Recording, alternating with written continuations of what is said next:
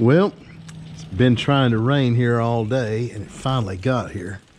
And it's rained out the car event that I was going to go to this evening. So I've decided to get out here in the shop and I'm going to chop a windshield. Y'all stay tuned. So I'm going to get started by taking this post off. I've not done anything with this windshield up to now because I hadn't really decided exactly what I wanted to do. I've seen several different ideas on this. A lot of guys will cut these and lay the windshield post back and chop them down right here. And I saw a very interesting post the other day where the guy had taken the upper pivot right here and dissected it and made it a pivot point down here on the bottom. It's very much like a 32 Ford where the windshield is adjustable, you know, where you can lay it back if you want to. And that was a really cool idea. What I've opted for is just a traditional chop. So I'm just going to take and cut it off right here and just use the lower windshield frame right there. Originally, these had upper and lower windshield, and there was 2 pieces of glass. So you could tilt this one out like that for ventilation, or you could tilt the upper one, or just however you wanted to do it. But there was 2 pieces of windshield. And, you know, most of the early hot rodders would just use the lower section right there. And you're actually kind of almost looking over the windshield there. But because it's sloped back right here, it just kind of blows the wind over top of you right there. So I'm going to get started taking this windshield post out. I've just got this kind of finger tightened right here on the bolts. So I'm going to pull this off. You know, someone replied in one of my videos about the steering column right there. That's just temporary. No, I'm not going to leave it that way.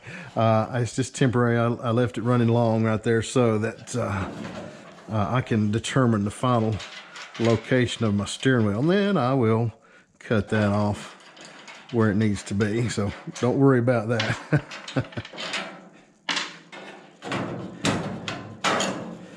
You know, it's really cool when you stop and think about these old parts right here. You know, most of them approaching 100 years old.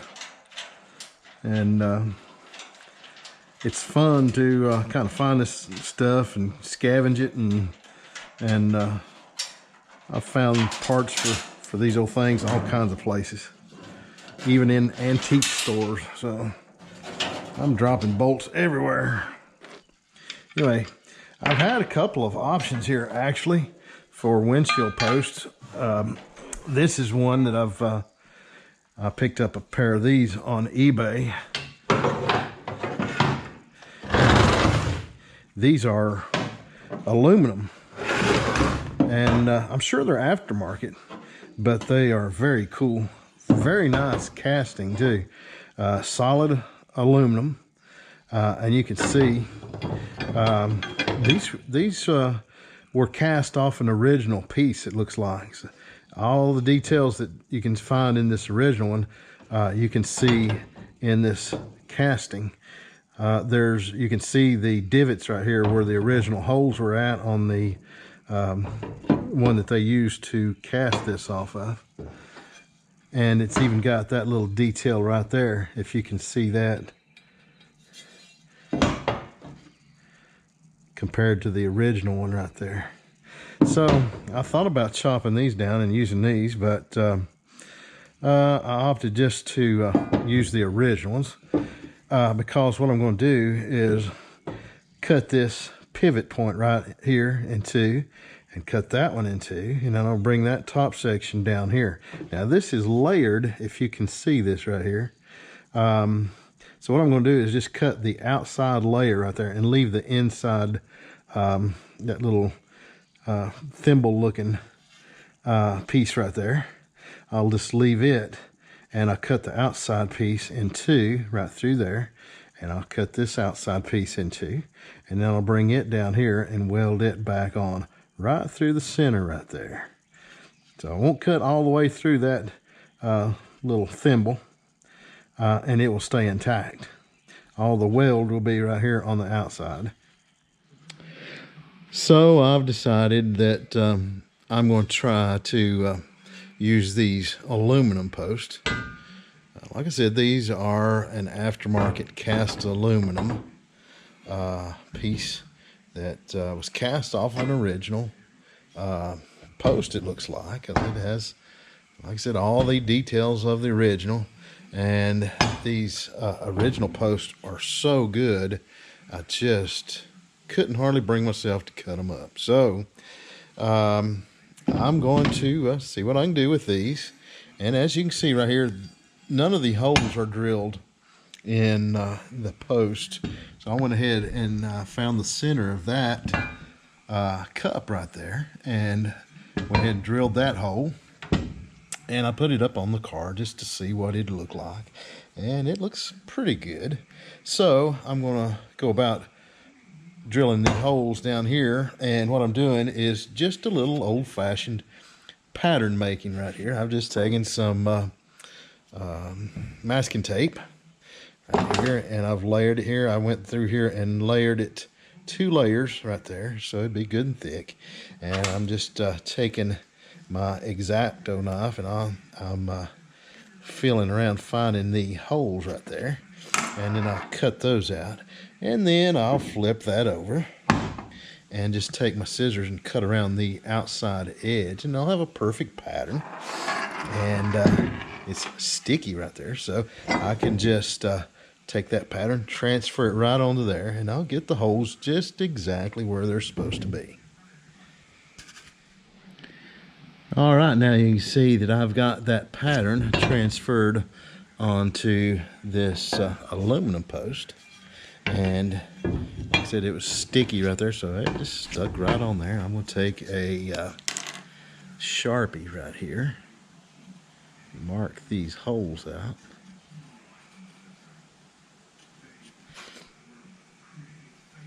Then I will get them drilled out, and we'll try it on the car. See how it fits. Probably have to do a little tweaking here and there, but I think that's going to be really close. So that looks pretty nice.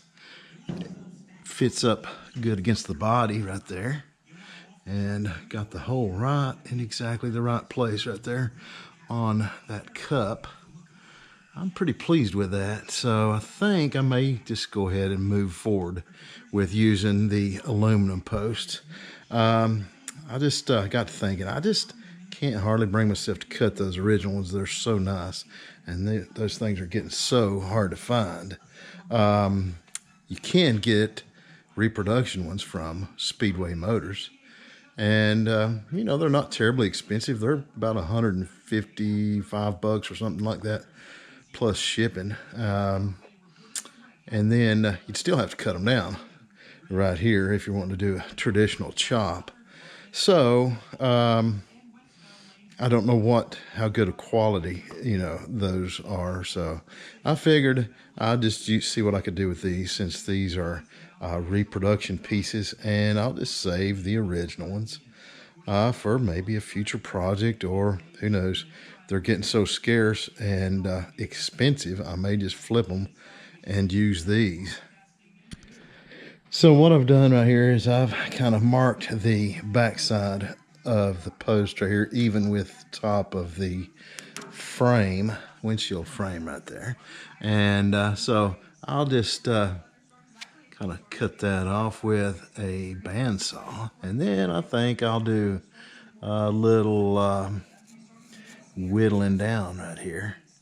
Kind of thin this down right here. Something like that.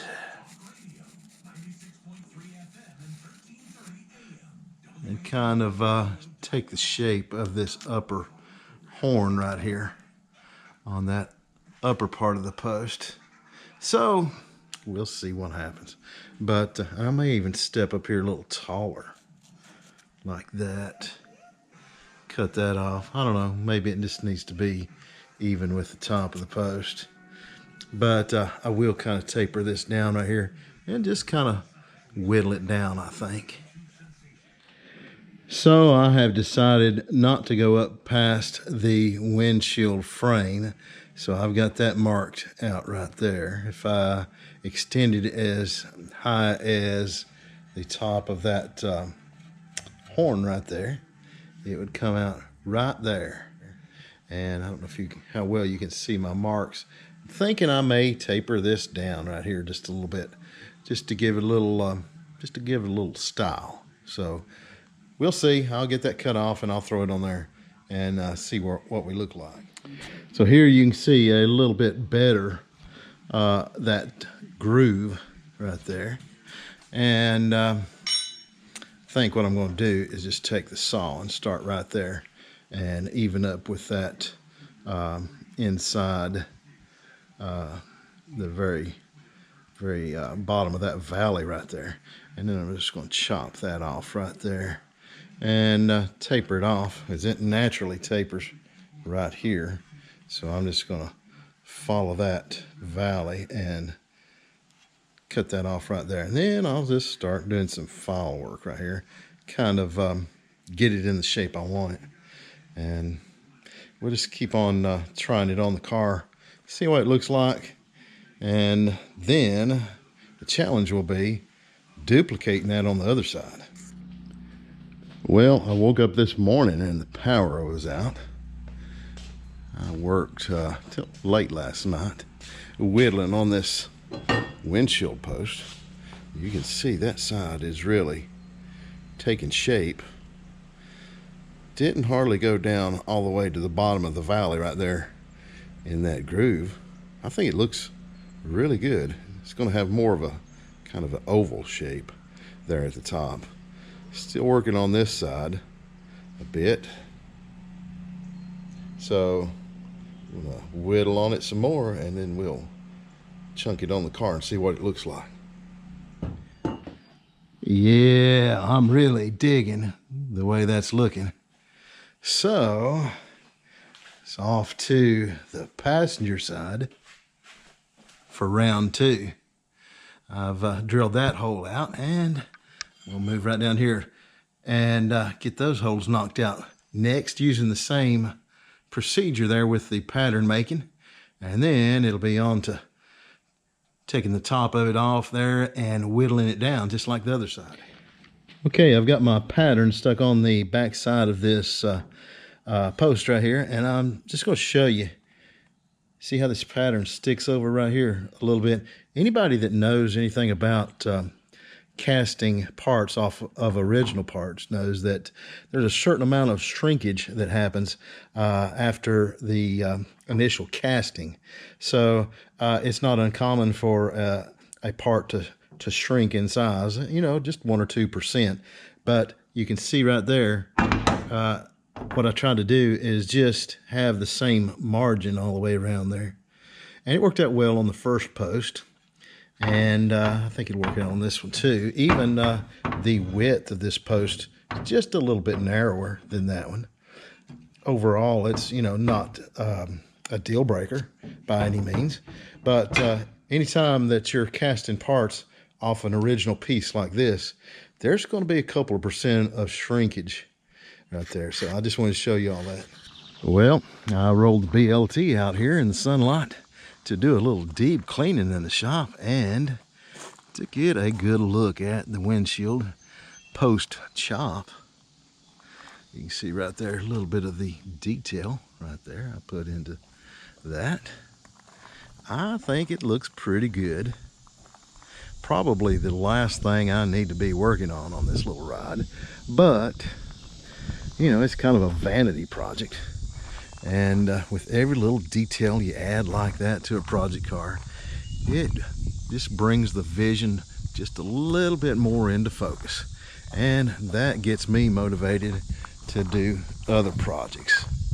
Kind of been lacking in motivation on this little ride here lately, but I think I've found some new motivation now. So, hope y'all enjoyed the video.